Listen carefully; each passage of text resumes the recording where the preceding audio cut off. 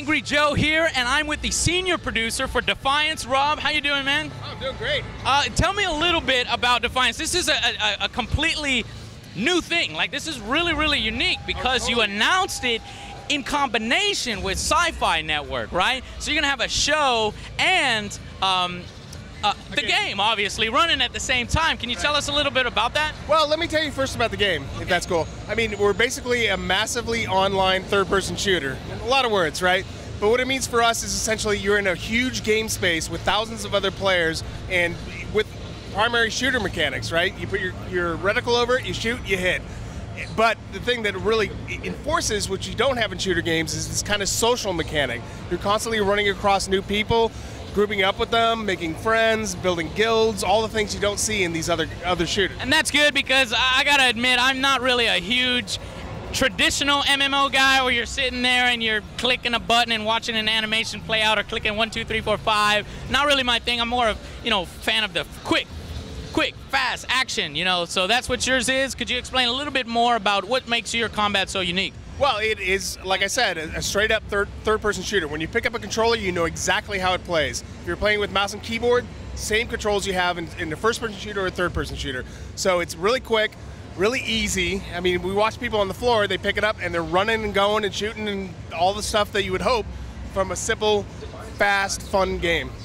Okay, so let's talk a little bit about this integration then with the Sci-Fi Network, because this is something exciting. This is something that I don't think anybody's ever done anything like this, ever. So, I mean, it's a little bit scary because it's like, what if the sci-fi show doesn't work out, but the game is still around? Or you guys, just talk about the unique challenges there are in something like this. Well, I mean, we talked to Sci-Fi from day one when this project started.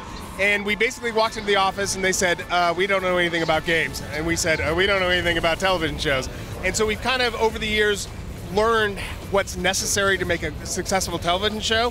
They've learned what's necessary to make a successful game and kind of worked through all the kinks of how both these things work to make sure that they are totally in sync and totally together.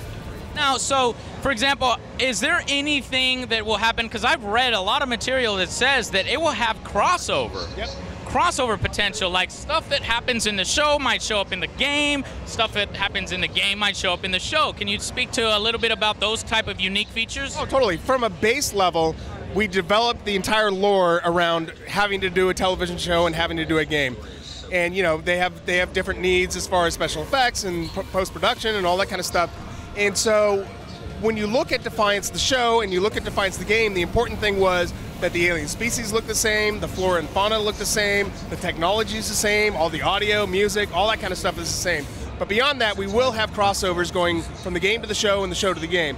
One of the big ones that we're talking about is the chief character, Nolan, in the show, is actually going to start in the game. So he will be going on missions with players, experiencing things with them in San Francisco, and then he will leave San Francisco and go to St. Louis, and in the pilot he will show up in St. Louis talking about the things he did with the players in San Francisco.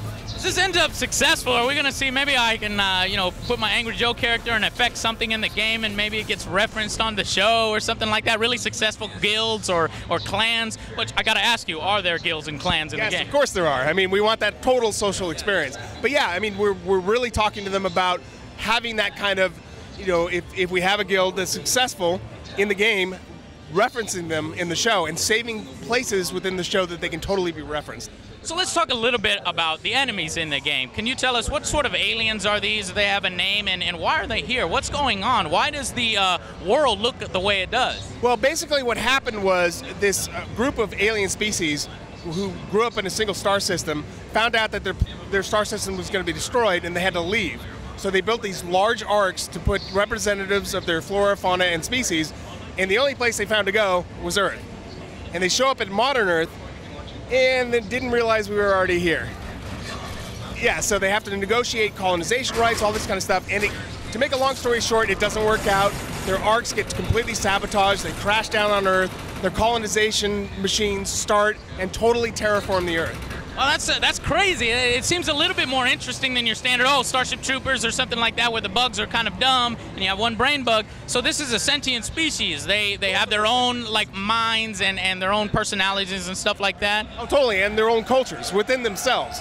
So it's kind of after all that post-apocalyptic kind of thing happened, it's kind of a period of regrowth. The world's starting to get back to what it was through nature, and it's a mixture of alien nature and human nature and all that kind of stuff. But now you have humans existing with all these other alien species, and they have to figure out how to work together to survive in this new Earth. So let's talk a little bit about multiplayer options. So you huge focus on social aspects, but so you'll be able to obviously team up with your friends, fight against PvE content, fight against the aliens. What about fighting each other? Is it humans versus humans, or can somebody queue up and be an alien? You have any details on that? You can be both human and alien as a character. We don't have a faction system like you have in some other massive online games. You're basically an arc hunter. You're kind of a mercenary, and so you're working for whoever's paying you. So we don't have the I'm going to go into the world and I'm going to naturally have an enemy, but we're not really talking about other PvP right now.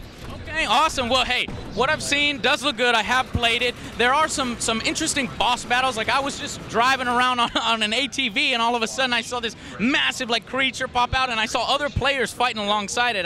It was like 300 clicks away, so I had to drive there. Yeah. And they were already doing a battle, and I joined in, and there was specific weak points on the boss. Now, is that a specific event that happens all the time? Is that more dynamic? Will we be seeing bosses show up in the game world like that? It's dynamic. So the world exists as it is, and it's constantly evolving as these type of games do. But no, this is something that happens when either we trigger it or players somehow trigger it, or timer, whatever.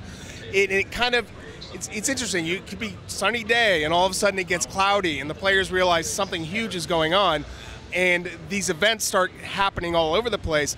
And we kind of pointed out to the players, because the whole idea is these dynamic events are meant to converge players onto a single space.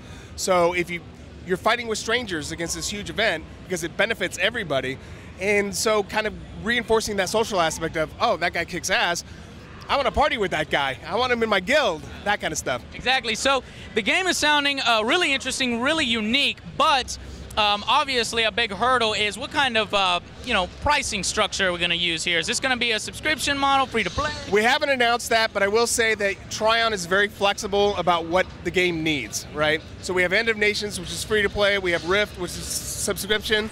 So going forward, we're going to do what makes the most sense for the game. Okay, so earlier I was playing the demo, like I said, and I was playing it on an Xbox 360 controller. It felt right, didn't feel like the traditional MMO that I kind of get bored of.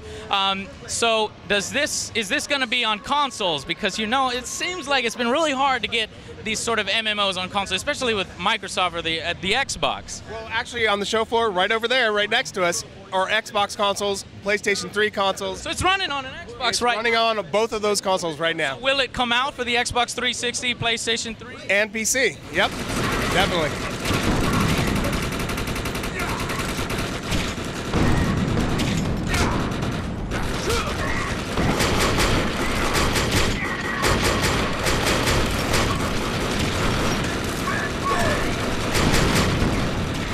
So much for taking the time to speak with us. You bet. No problem. We'll see you guys on the next Angry Joe Show.